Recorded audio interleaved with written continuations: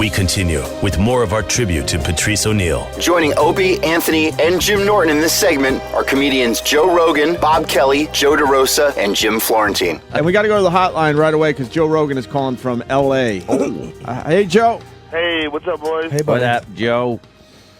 What's going on? How you doing, man? It's just a weird day for everyone. Hanging. Yeah, it's fucked up. Yeah. Yeah, someone said you played a nice clip and said some stuff on your podcast yesterday, too. Yeah, we played that one. There's one clip that really, for me, defines Patrice. It's when you guys got in trouble for that. Of course, you remember the crazy guy who said all the shit about Condoleezza Rice. Yeah, Homeless Charlie, who we fucking loved. Patrice got on that Fox show with that really humorless lady. From Now. And just annihilated her, made her look ridiculous, made the whole thing look preposterous, and defined it in the best way that I heard anybody define all this PC bullshit about going after comedians and radio DJs for trying to be funny. You know, and that it all comes from the same place. That funny all comes from the same place. It was brilliant. The way he said it, the way he put it was brilliant. The way he handled that dumb cunt was brilliant. the whole thing was brilliant. It was just perfect. It was perfect Patrice. He killed her with intelligence besides the comedy. That's what was so brilliant about it. When she called him a fool, he won. Yeah. You know, he goes, "Oh, name calling." Yeah. He's like, "Oh, I'm offended. I'm offended." It was so perfect, you know.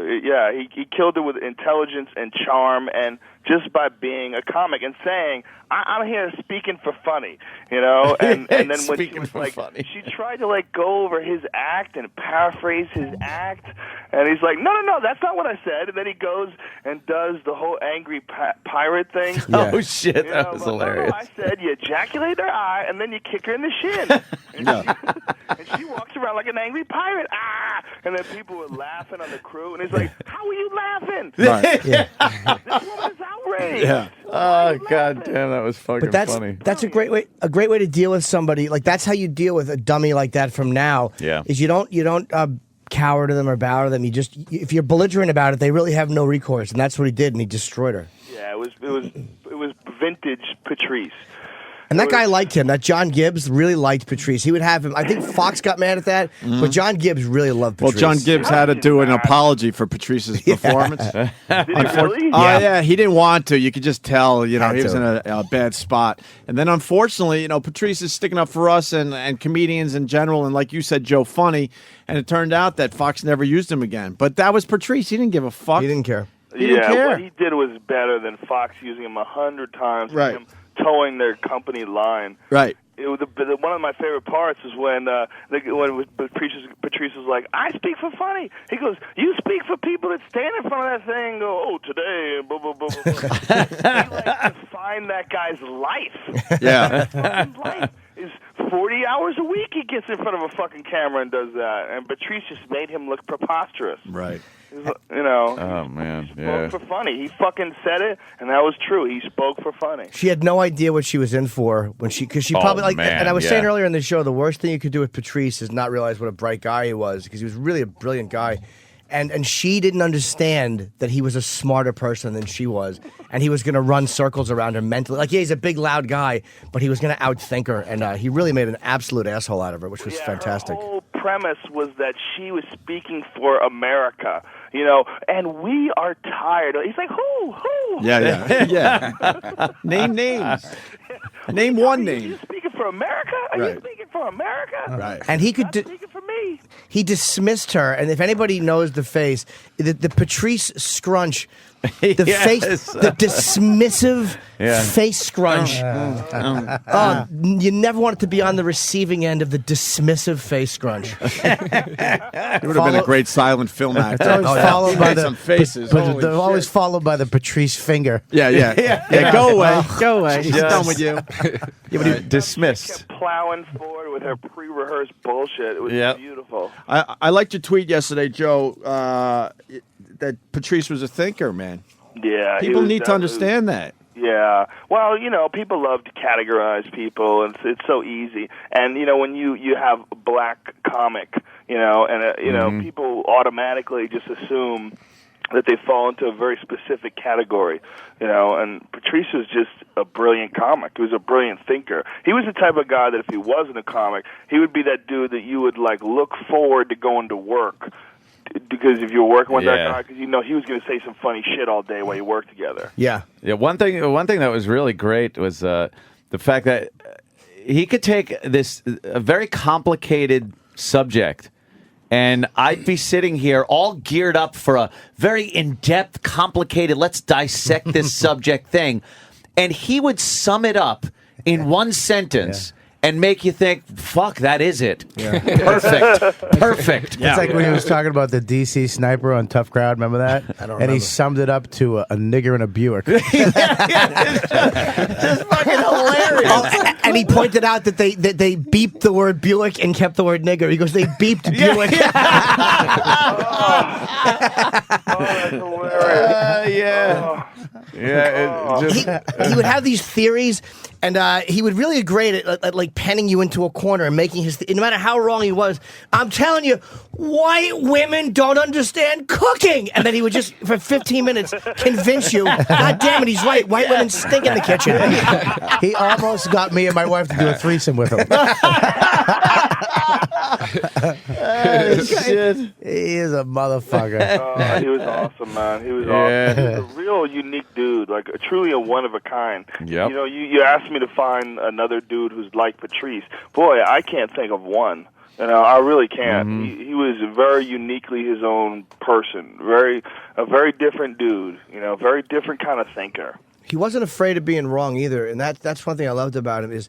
And he was wrong sometimes, and he always made it. Even when he was wrong, and his argument was wrong, he was always interesting. He never gave you a typical or predictable point of view. Even when it was stupid, it was like, well, I could see why he would say that. He was amazing at making you understand why he felt the way he felt. He was a great listener, which is important. Yeah, but he was a great talker too. I mean, of course, I would talk to him for 4 hours on the phone. I remember I'd go to sleep and I'd wake up. And he'd still be talking. You always knew Patrice was done with you, too, because he'd call you up and he would say whatever it was he had to discuss. And then you'd go yeah, man, my relationship's in trouble. And he'd go, you at the cellar tonight? All right, scumbag, I get it. Time to go. My ears were available for your fucking dissertation, and now you got to call someone else and repeat yourself. Fucking creep. He's an awesome dude. Yeah, that fucking sucks. Yep. It's very sad, man. Yeah, well, Stanhope and I were on the phone yesterday, and I called him up, and I'm like, did you hear about Patrice? He's like, yeah, and, we realized there was nothing to say, so we just go, sucks, fucking sucks. Yeah, sucks, that's all you can really sucks. say. And then he said it best, he goes, you know what, it's better that than him not being able to talk. Oh, yeah. That's been something a lot of people have said, too, yeah. Yeah. For Patrice, fuck yeah. Yeah. Can you imagine the torture of not being able to point out the stupid shit that you see all around you? I know, right? And not even the talking, too. It's to not be able to, communicate. If you can't, even to little things like nodding or gesturing where you can at least let people know what you want. And anything that happens, people would know is because you want it to happen. That would kill him, too. If he could just nod and we had to just fucking Voss yapping to him at a coffee shop. That Barney was you'd see him just crack his own neck. Just fucking throw his head on the pavement. When you think about trying to replicate him, when you think about trying to replace him, that's when you realize how special that dude was. Imagine someone trying to take that. Nah, impossible.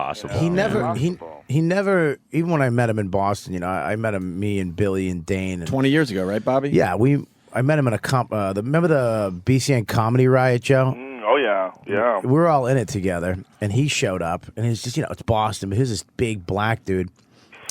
There was never a race around him, though. No. He'd hang out with Patrice. I used to drive him to his house in Roxbury, and it was never like, oh, my God, I'm driving a black dude back to the project. It was just driving Patrice home. He was always just Patrice. He was never, not to say that, he didn't, bring up black sub or he wasn't black, but it was never I'm black, you're white. It was just fucking Patrice all the time. Yep. He didn't fall into that easy box. There's an easy box to fall into when you're a black comic. You start doing black comedy. You know, a lot of black comics will tell you too, like that they get pressured to do a certain type of comedy to fit in on Chocolate Monday or Fat Tuesday or whatever those all black shows are. You know, he never did that. It was just Patrice. You're right. No, the crowd was always diverse every time you saw him. I remember though we talking on the phone. You could talk about shit, and it wasn't like a fucking. You know, you talk to comics. It's like that's a bit. You should do that. And it's like shut the fuck up. If you ever did that with him, he'd be like motherfucker. I'm trying to talk to you. Yeah, we were talking one day. How do you tell if Japanese people are gay? Because he was like, you'd have to go, dude. You like pussy? Hey. you like sucking dick? Hi. You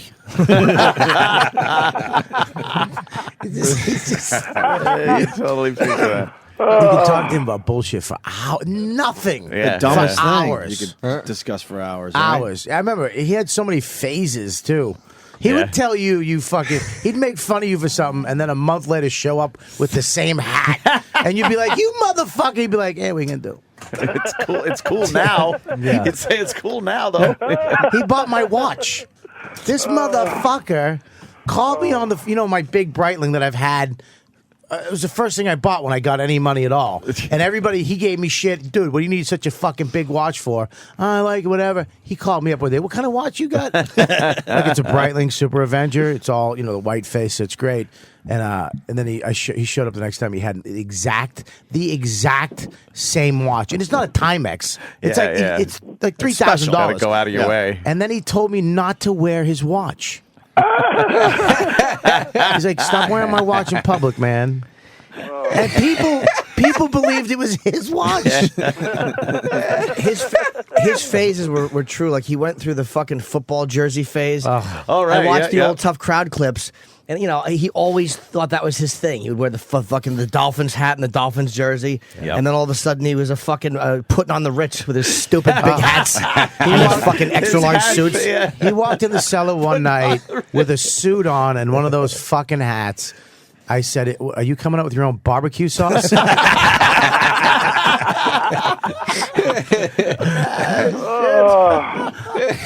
He never really caught a full pounding though. I've gotten full poundings. Yes. I've gotten to the point where I've thrown clothes out. Like I went home and talked to my wife, and she was like, "It's all right. Maybe you should find new friends." His laugh would diffuse all that though, when you're trying to get at him, and then he would just kill the whole mood with one big over the top laugh. You're like, fuck. And he was so loud. Right. Yeah, I remember the first time I met him. I'm at the Comedy Cellar, and I do a set, and I guess he's following me, so he's in the hallway, and I walk out, and he's just shaking his head. He's like, "You drove in for Jersey for that?" And he pulls a 20 out. He goes, "Here's some toll money. I feel bad for you." That's the first time I'm like, what a fucking dick. And then he just starts laughing. "Come here, man." I'm like, "Fuck you." He's like, "Oh, come here. And he just started laughing. He's like, "Man, that was fucking awful. That was fucking awful." Never forget that. He was definitely able to tread that line between being just a complete scumbag and being unbelievably charming. He was. Somehow he was charming after that. And I talked to him. Fuck is that possible? The first time I met him was at the Cellar. I was like a year into comedy, and I was bright-eyed and bushy-tailed in New York. And I walked knock that right out of you. Yeah, I walked in. I had really curly, froey hair and a big bushy beard. And him and Keith were talking, and I kind of knew Keith, and I wanted to chime in with my stupid whatever, and I go, "You know what I think?" And he just looks at me with the scrunchy face that you were talking about, Jim, and he goes, "Shut the fuck up, you halfway through a werewolf transformation."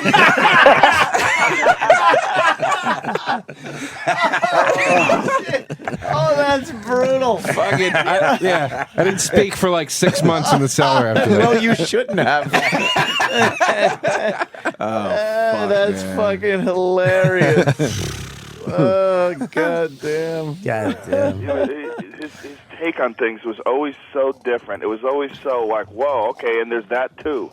Yeah. Pull it out of nowhere. Yeah, things you just wouldn't fucking think of. Yeah. He's one of the funniest guys on the. Oh, ever. I mean, no. I mean, I watch. You can watch all the greats, Chris Rock, all those fucking guys. He's. I think he's funnier and up there with all of them. Especially in person. It's just the industry. If the industry gave him a pass, if somebody said you. Because he didn't want to do it on anybody else's terms. He didn't want to fucking play ball and feel like shit because he fucking played ball with people that he regularly wouldn't like, and that he was funnier than, and he knew funny, and they didn't. If they gave him just a shit, he would be the biggest thing of all time. That's why I said he only deals with mid-level Jews. Talking about the mid-level Jews, he can handle them. Well, I'll tell you, his last Comedy Central special was pretty fucking good, man. It was it was great. It was a real, true representation of what he's capable of doing. And so oftentimes, we know a lot of guys who never really get that one special that sort of kind of defines their act, but he nailed it. He nailed it in that Comedy Central special. Yeah, that was a good one. He was a good, and stop if I know you guys are passing that around, but go fucking buy it. Yeah, don't just watch the whole fucking thing. No, we were saying that before, just like because the money's going to go toward his family. Get it. Yeah, go buy it and spend the money and have it and own it and fucking support Patrice's family. Are you guys going to do any benefit shows or anything? No, we're never going to do that. No way, not for free. Not for free. I'm kidding. If they give out like cool iPads, I'll do it. I got a check for $250 waiting. Yeah, I'm sure we'll wind up doing something. Sure. Yeah, fuck yeah. Yeah, we're gonna do this something. Is just so new. We'll figure it all out. I forgot what I was gonna say. No. I got a question. Did you guys ever see him bummed out ever? All the time. Sure. I saw him. Really? I remember in L.A. He actually taught me. Patrice was. What do you mean all the time? Well, because we talked all the time. We're always fucking with comics, These comics are always miserable. He should have been. He shouldn't have. He told me. He said, "Dude, I should be more famous than I am. I shouldn't be friends with you." He's like,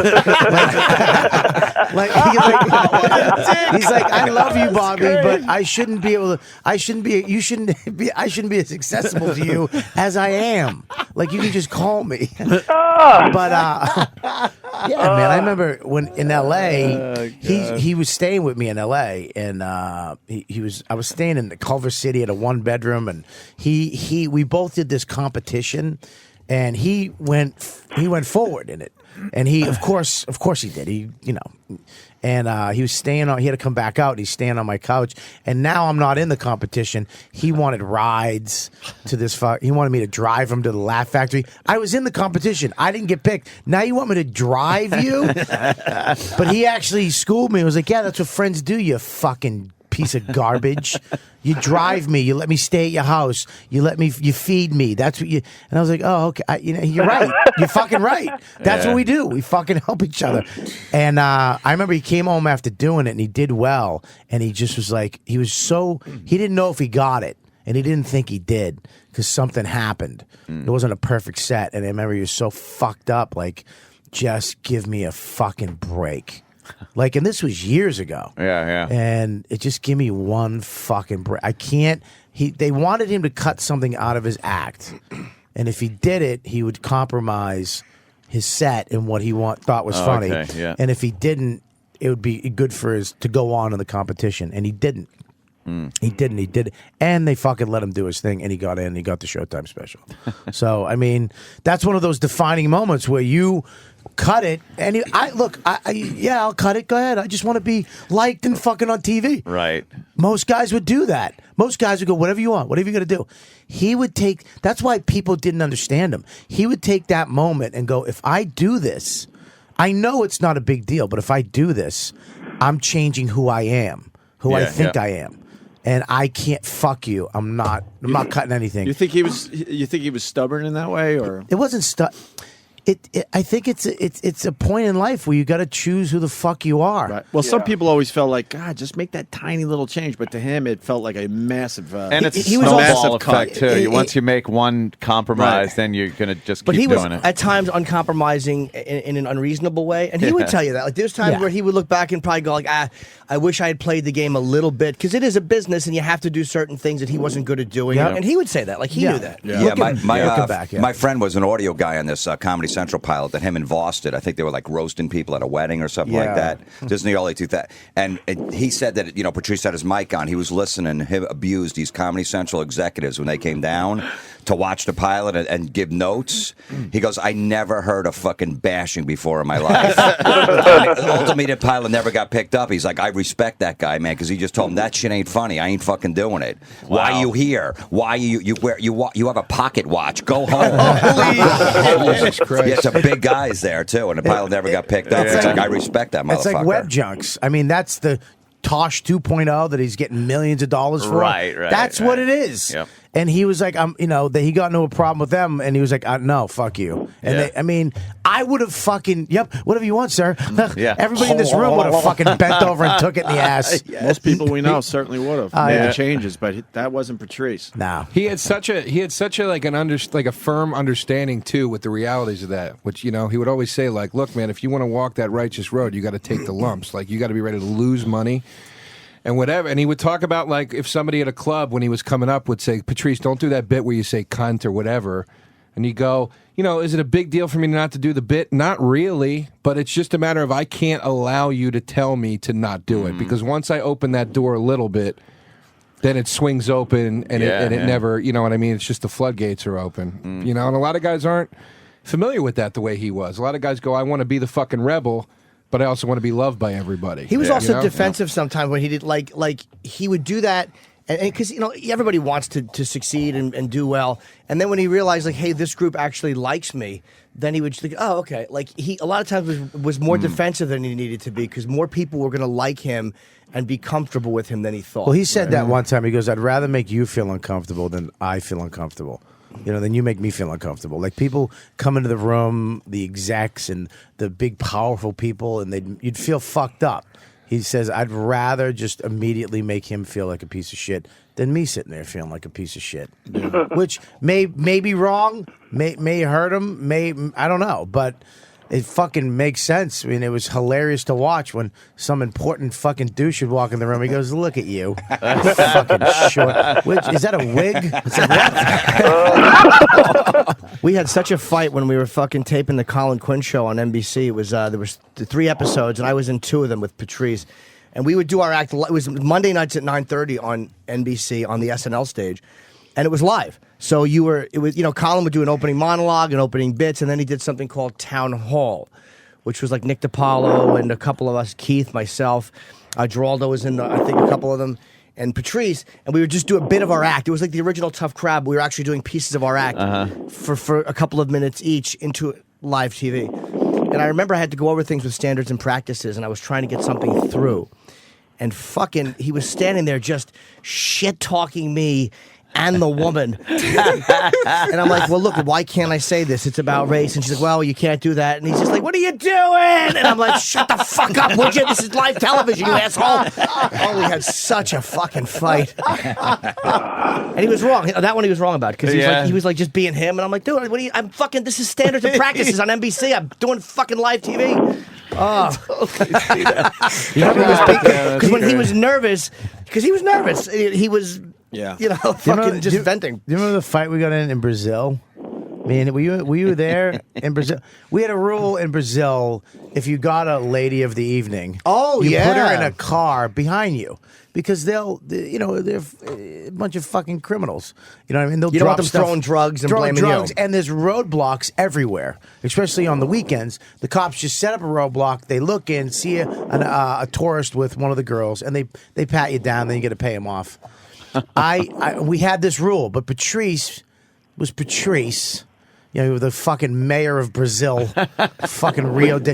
After one day, well, he spoke fucking 2 Portuguese words, and it sounded like he spoke fluent Portuguese because he would slow it down. He'd go, tudo bem, obrigado. What the fuck? Shut the fuck. Yeah, he really thought he was a man about town. It's like, they want your money, asshole. You guys were doing gigs in Brazil? No. Jokes. Fucking hookers. We're banging $30 whores. Yeah. Yeah, that was 3 to 1 back then, too. Dude, right? we would take fucking 100 milligram Viagras and go to the whorehouse and just not come until like the 3rd or 4th girl, because once you blew the load, you were done. And I remember me and him standing there in our robes upstairs in fucking whatever that thermos Monte was. Carlo. Monte Carlo.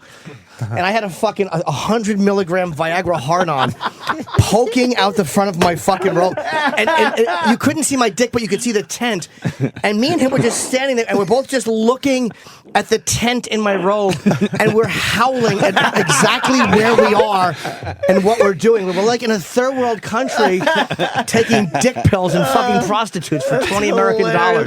Holy shit! You flew in for that? Oh my God! Yes. You didn't hear about the Brazil years? Oh yeah. Joe, That was like a 2-3 year period with these guys. Joe, more than once. Yeah. Yeah, How many years was it? It was about a 3-year No, period. it was when we were off the air. I never went once we came back on because I felt like I had too much to lose and things could go wrong so quickly there. What did we do? I think we did 3 trips. Once I stayed in the Sheraton and twice the Rio Othon. The Othon. Yeah. But Patrice, man, and Brazil, oh, God, was he funny. I remember the last day we ran around and just took pictures of everything for our families. Like we spent. Like you were really there on I had vacation. changes of clothes. I was like, let me put the shirt on. Up at the fucking Christo, the Jesus statue. But That's hilarious. we would, I remember we got in the fucking car. We're in the car. Yeah. He puts one of these cars are small. The cabs are real small. Right? They're just these small little shit cars. Yeah. He gets in the front. You imagine how big he is. Then he throws his girl in the back with me. With me. And the rule is no whores in the same car. And I'm going, Patrice, don't put the girl. Put her in the car. She doesn't want to go in the car by herself. She wants to go with Patricky. Right? He goes, get in the car. And I'm like, Patrice, get her out of the car. And get her. And we're driving. Just go. And all of a sudden he goes, shut the fuck up, Bobby. And very rarely hear Patrice snap for real. Yeah. And I'm like, you shut the fuck up. Then we look and there's a roadblock, just cops. And I'm like, great. Oh, fuck. And they pull us over and he's nervous now. Everybody's shitting their pants. They got fucking machine guns, but their finger is on the trigger, which is, you're not supposed to Have your finger on the trigger. So they take us out, and Patrice is. Everybody's fucking. I'm in like, you fucking cocksucker. Brazilian prison. We're gone. We're gone. Yeah. And he's out there. They got the girl out there. They're talking Portuguese to the girl. You don't know what she's ratting us out, throwing us on the bus. The fucking cab driver, Patrice, and then they get to me. I got 1,000 real in my pocket, which they're taking that. That's fucking gone. You know, and then I tried to assimilate because I'm such a worm. I tried to, because I have puffy lips and I might look a little Spanish. I just said "sí" because I didn't. I said, you understand? They have guns on us. Okay, Yeah. The guy's patting me down. He touches every pocket. I'm like, see. I said C around 87 times. All of a sudden, on the 50th C, you hear Patrice go. he starts losing it. Shit. You get back in the car, he goes, you fucking idiot. He's like, if you said C one more time. Shit. He is a funny motherfucker, man. Some foreigner being frisked by the NYPD just standing there going, yes. What an idiot he'd look like. That was you, Bobby. I was scared. Fucking hilarious. You know, Patrice would talk his way out of jail. Yeah. You guys would actually do a fundraiser to fucking get a lawyer to get him out. You'd leave me there. We're working on it, Kelly. You'd love it. That was a fucking gay joke. Yeah. Well, this sucks. Yeah, it fucking blows me. I'm going to miss him a lot. Yeah, everybody is, definitely. Well, Mr. Rogan, anything else, sir? Oh, nothing, man. You know, what can I say? And this is, it's a unique friendship that comics have with each other. You know, there's very few people like us. You know, the only people that are like us are you guys, who are radio DJs. You're essentially the same thing. You're just doing it on the radio instead of doing it at a comedy club. Yeah.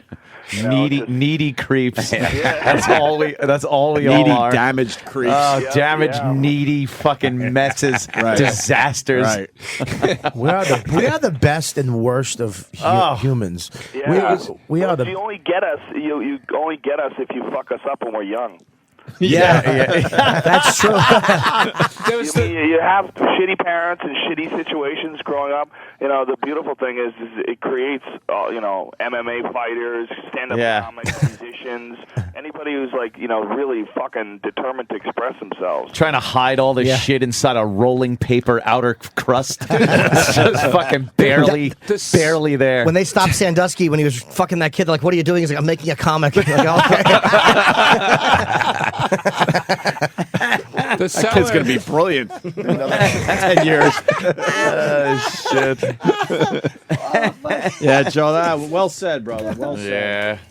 Well, there's nothing we can say that's going to make this good. It's just he was awesome. He was awesome when he was alive, and I'm just happy I got to know him. I wish I knew him more. I wish I was around him more. I had already left Boston, but when he was coming up, and I already left New York when he was there. I was already in L.A. But when I did get to hang out with him, it was awesome. It's weird. It's like it's funny. It's like I'm grateful. I said to somebody like, I had a very complete friendship with him. Like, there's nothing that I say, like, I wish I had said this. Right. I wish I had expressed that. Like, we traveled together. We did You said gigs that to together. me. Oh, was it to you? Yeah, Okay. apparently we don't have that, but go ahead. No, I'm right here, Jim.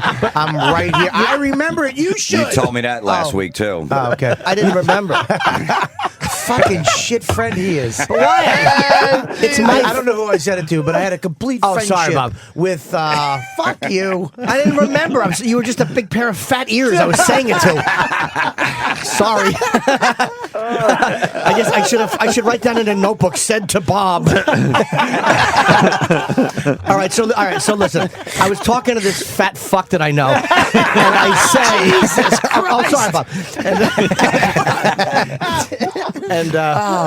But it's like you look back on it, and I'm like, I'm really happy that I was friends with him, and I'm really like happy that we did that shit together. And it's like, I don't look back and go, fuck, I wish I had said that, man. Like, you look back with regret, and there was none. Yeah. There's not one thing that when he was in the hospital, I'm like, I have to say this to him, or I have to get this pointed, because he knew. I mean, I knew how much he liked me, and he knew how I felt about him. It was and complete. It was a real What you had complete was relationship. complete. He was fucking That's all you great, could ask man. for. He was fucking call you up for his barbecue and be like, yo, man. He actually called you and thanked you for coming to the barbecue. Yeah. Which is like, dude, for all the shit that people say about him, like he's this and he's that and he's this big motherfucker and he makes fun of people and he's mean to people, he wasn't.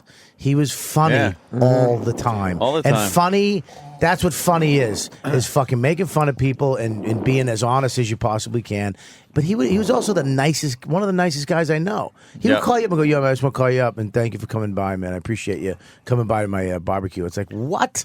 He fucking cooked at my barbecue for hours for a bunch of people he didn't know most of them, and just cooked there because he just enjoyed doing it. And then when he was You're a done, racist. I'm such a racist. You had him do that. I just like, get to work. Get to work. Did you make him wear a pancake hat? Yeah. Fucking Aryan cocksucker. Yeah, he can come if he cooks. Yeah, he's going to cook because I won't have. Only way I'll let you in my house. Way to spin it today. The only thing he asked for when he was done is like Kool-Aid? I just want me and my chick to go in and Kool-Aid and Cheetos. He goes, I just want me and my chick to be able to watch a movie in the theater. Really? And I went downstairs and there were like 5 kids in the theater watching some shit. Yeah, Uncle Paul. And I just walked in there and I was like, I shut the movie off. I was like, all right, Ollie is out. And Patrice's like, oh, you're not going to tell. I'm like, no, I'm doing that. Get out of here. Jesus, Joe, is that your fucking sinuses? What's that noise? Joe. Joe, me? Yeah, you. No, I'm not saying anything. I'm just sitting here. No, you can hear you breathing at your fucking nose into the microphone. His phone needs a windscreen. It sounds like you're trying to blow yourself in a tub. I can't hear anything. My nose? No, it's just like that's what a man breathes like. Yeah. He We're not really used is to a that. man. Bobby's heard that on the back of his neck. Yeah, exactly. Is it weird to hear that breathing without "Don't tell your mother"?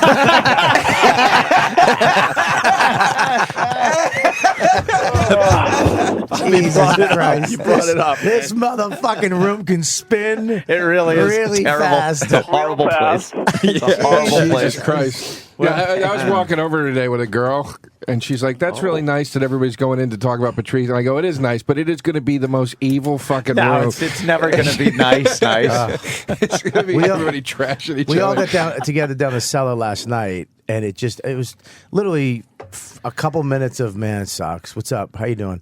And then nice shirt. Yeah. Fucking stupid. And then it just fucking unraveled. It was fucking incapable of just keeping emotion. that moment Thank in God. emotion. These guys can, I know. I kind of like that. You guys man, can tip your toes into emotion, but that's about it. It's not true. That's It's about it really for not you true, guys. man. I mean, it's weird. I've had some. I think we're the most. We just don't do it in public. Publicly. But I've talked to fucking him. I've talked to, I've talked to Patrice. I mean, some serious, deep.